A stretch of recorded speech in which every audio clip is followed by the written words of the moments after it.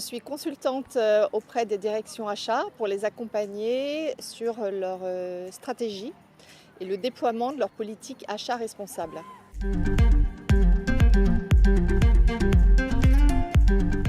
De plus en plus, les directions doivent effectivement prendre des orientations en phase avec les enjeux du développement durable, c'est-à-dire qu'elles doivent intégrer les enjeux environnementaux, les enjeux sociaux et sociétaux.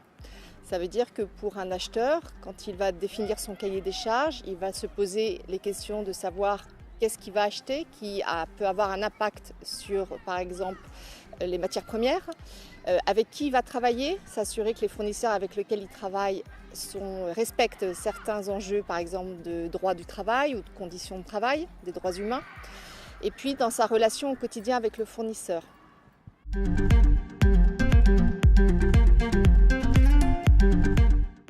Alors ce qui me plaît et je dirais même me passionne, c'est que j'ai été moi-même acheteuse pendant 10 ans dans un grand groupe de distribution avec effectivement une approche très financière de la responsabilité d'acheteur et que maintenant en intégrant les enjeux du développement durable, je comprends combien il est important que l'acheteur ait une responsabilité bien sûr financière mais pas que.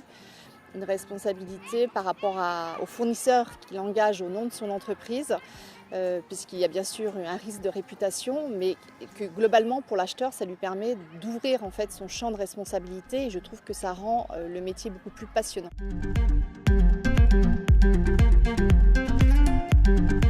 Tous les métiers en lien avec le développement durable sont des métiers assez récents. Donc il y a encore 4-5 ans, une étude était sortie sur le fait que les métiers en lien avec le développement durable, la RSE, donc la responsabilité sociétale des entreprises, étaient en moyenne 30% inférieurs à la moyenne du marché parce qu'il y avait beaucoup de femmes sur ces métiers-là et puis qu'à l'époque les entreprises s'intéressaient peut-être moins que maintenant à ces sujets-là. Mais les choses ont beaucoup évolué. Il y a de plus en plus d'enjeux réglementaires et locaux ou internationaux. Et les entreprises, effectivement, investissent de plus en plus dans ces métiers-là. Et je suis une preuve comme quoi on peut effectivement, sur ces métiers-là, maintenant, avoir des rémunérations tout à fait convenables qui permettent effectivement aux jeunes d'envisager de s'engager dans ces métiers-là.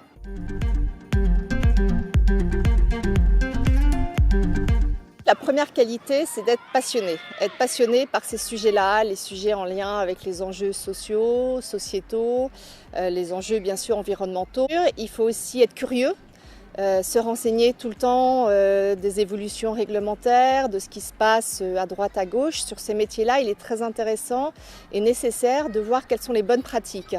Aimer aussi prêcher la bonne parole. Voilà, on est encore un cercle assez restreint de personnes qui sont passionnées par ces sujets-là et qui comprennent la nécessité de faire évoluer la façon dont on fait du business.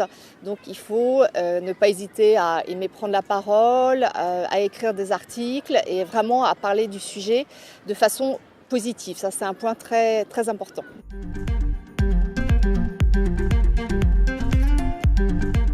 Alors moi j'ai fait une école de commerce, j'ai exercé des fonctions dans une direction marketing et puis dans une direction achat. Et puis il y a 5-6 ans, j'ai décidé effectivement de reprendre des études, un peu lassée justement par mon métier d'acheteur classique.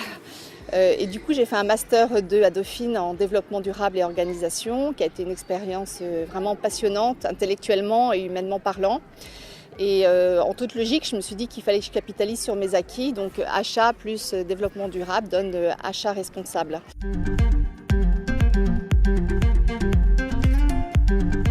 Alors la recommandation que je ferai, c'est celle que je me suis appliquée à moi-même, c'est-à-dire de rencontrer un maximum de personnes qui travaillent sur ces sujets en lien avec la responsabilité sociétale des entreprises parce que le champ des possibles en termes de métier est relativement vaste.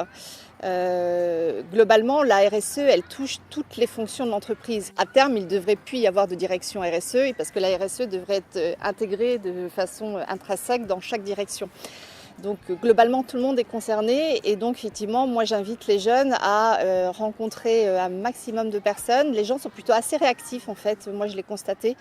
Comme ils sont contents de parler de leur sujet, c'est souvent des gens passionnés, ils sont contents de pouvoir effectivement échanger sur leur métier et leur expérience. Et puis voilà, une fois de plus, lire beaucoup, regarder ce qui se passe en France mais aussi à l'étranger.